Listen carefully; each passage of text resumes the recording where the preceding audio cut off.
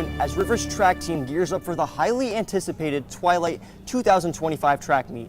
Good afternoon and welcome to a special extended edition of This Week, live from the stadium at John Ingram Field. I'm Conner Orr. And we do begin with the story taking place just behind me, a preview of what's to come during today's annual John Ingram Memorial Meet. River will be up against 15 other schools. Here is live footage of the field events, which have just begun, with track events scheduled to start at 4:15. But where does River stand heading into today's meet? Already this season, our track and field team has found a lot of success. They are undefeated in league, and in their most recent invitational, the boys placed first and the girls placed fourth. On Tuesday, they took on Mark Morris and Woodland, where both the boys and the girls won by more than 30 points against each team. I think as a group, we've all done pretty good. We've gotten undefeated so far in all our meets, so I think we're all pulling through. Yeah, I think everyone's striving for good PRs this season, hopefully to get that state title again this year. I think we've improved a lot since the beginning of the season, especially having that week break after spring break to just practice. Fast forward to today's meet, which is arguably their most important one of the season up to this point. They are looking to put their hard work on display in front of the River community. I mean, the Twilight Invite is kind of one of the biggest highlights of the season, besides from hosting districts. We get to bring in teams from all over the area. Individually and as a whole team, we're ready to score well and perform well. Being at River, having a big meet is always fun because it's your home field. You're used to the track. It's just nice to be good at your home. And our senior sports correspondent, John Reeder, is in the newsroom for us with some analysis. John, what can River fans expect to see from this track and field team here today? Good afternoon, Connor. We expect we will see a victory for both boys and girls. This boys team is coming off a state championship with top performers such as Revac Banfield in the 100 meter and 200 meter, Riker Lukala in the discus, and Nico Ricardo in the pole vault. The girls team is also off to a strong start, highlighted by Gina Lungwitz and Sophia Maddox in the sprints, as well as Journey Yoakum and Ainsley Morrissey in the 800, and Peyton Dukes in the javelin and triple jump. Should be a good meet. Connor? Thanks, John. In other sports news, on Wednesday, girls golf took on Hawkinson, Ridgefield, R.A. Long, Mark Morris, Washougal, and Woodland at Heron Lake's Green Course, winning with a final score of 379. Also, Maya Carrillo achieved the best score of the team, tying for first with a final score of 82. Just after Maya landing in the top 5, Sailor Lacrosse scored an outstanding 90. Keep up the great work, Rapids. In other news, prom is just 1 week away, a dance only for juniors and seniors. Prom this year will be at the Barracks from 7 to 10 p.m. Tickets will be sold at the business office until next Friday at 2:30 p.m. Next Friday, prom kings and queens will also be announced at the school assembly alongside our Color War Spirit Day. Freshmen wear orange, sophomores wear red, juniors yellow, and seniors purple. We hope to see the school spirit. Just as a reminder, the IB testing schedule has been released. Make sure to check it because you are excused from classes on the days you have an IB exam. Also, next Tuesday, Wednesday, and Thursday are all 2-hour testing schedules. Tuesday and Wednesday's tests are for sophomores and notified upperclassmen, while Thursday's test is for juniors and notified seniors. But please do not come to school early if you do not have a test. And earlier this week, orchestra students across Vancouver Public Schools worked alongside one another to showcase several pieces, putting their talents on full display.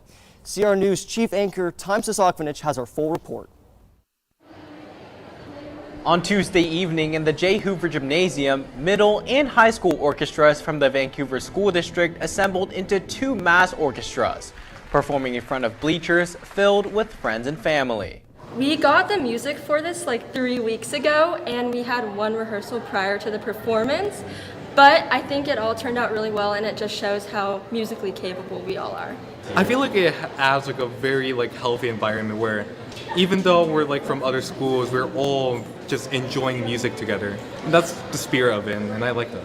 The pieces performed include Pirates of the Caribbean, Dead Man's Chest, Happy, Fiddle Fury, and Trad, an original work for strings that CR music instructor Dave Kashkesh Chartre composed. I'm really hoping that our underclassmen and juniors really move forward in their pieces because I know we're losing a lot of seniors, and I just really hope we can support the program next year as well as just making sure the seniors have a great rest of their year.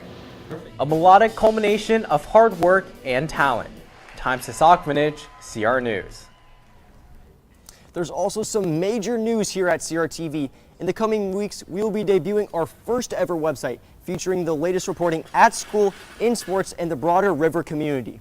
More details to come, but in the meantime, all are welcome to be a part of this project by attending meetings for CRTV Digital Journalism Club, which now meets on Mondays after school in Ms. McIntyre's room. Also, over spring break, 8 River students joined other high schoolers and 2 4th graders from Southwest Washington for an unforgettable service and immersion trip to Panama.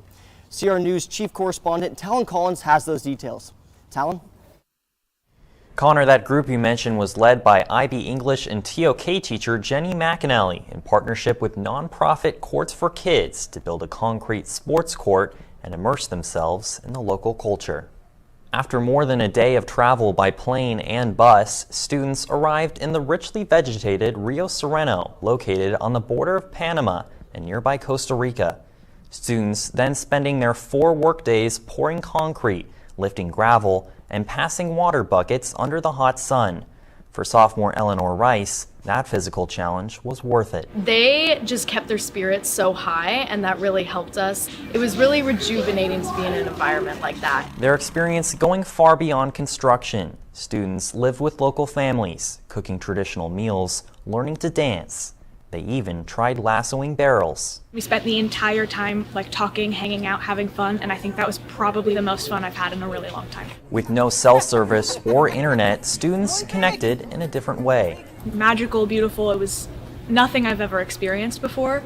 The community is such a wonderful place and it's so welcoming. Community is really far more important than what I realize, especially being in America. Everything is so independent. The complete court now standing as a permanent space for connection, a place for the kids of Rio Sereno to grow and play. For the students who helped build it, the experience cementing more than just concrete, a bond between 2 worlds, a foundation for understanding and compassion. And if you're interested in joining next year's spring break service trip with Courts for Kids, reach out to Miss McAnally at jenny.mcnally@vanisd.org. Connor? Talan, thank you. Before we go, just this morning, River's all-staff band, Staff Infection, played for the school during the assembly period. Playing in the band is a long-standing tradition among the teachers, with a large portion of the staff playing for the band at some point. They've been playing for 18 years now, and today was the first time they have played in front of the students in over a decade. More to come on that story on the CR News Instagram page. That is the news for this week. I'm Conner Orr. As you know, this track meet behind me is just getting started. We'll have continuing live coverage all afternoon and this evening. Twilight 2025 right here on CRTV. For all of us here at CR News, thanks for watching. We'll be right back after a quick break. Please stay with us.